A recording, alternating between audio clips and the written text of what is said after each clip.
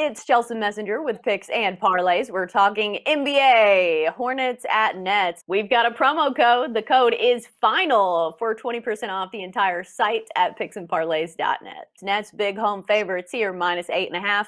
On the advance line, 233.5 is the total.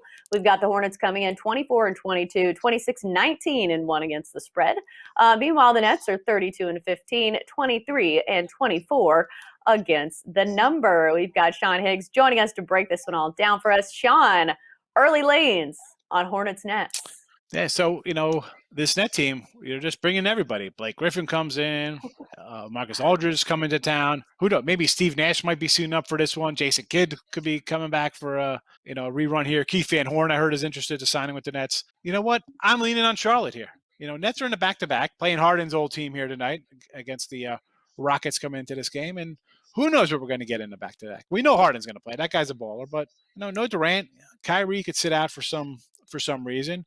But Charlotte's been playing good. Wins in 4 of the last 5 games. Their only loss there was actually an OT loss. So they're playing good, a little pep in their step. I'm getting a nice chunk of points here. Give me Charlotte here. A little more rested. We have the early kind of look ahead line here, but you never know what's going to move when people take a day off for rest and their load management. Give me as much points as I can right now, and I won't be shocked here if the Nets pull out a big win tonight or win going away.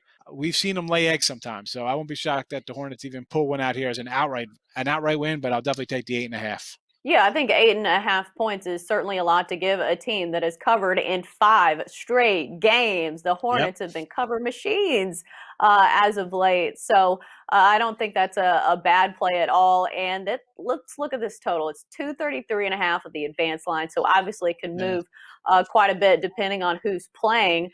Any leanings there? Because it looks like the Hornets, obviously the Nets have been quite the over team this season, but any leanings there on that number? Believe it or not, I would look at the under here because, again, the Nets are in a back-to-back. Why do I have a feeling that somebody probably won't play or you're going to get a half-hearted performance in a game 2 here? So I would lean on the under. And if somebody does sit out or misses a game or might play, that line's going to drop. So let's just get the early value with the higher line right now. I don't see it really going up much, so definitely on the under.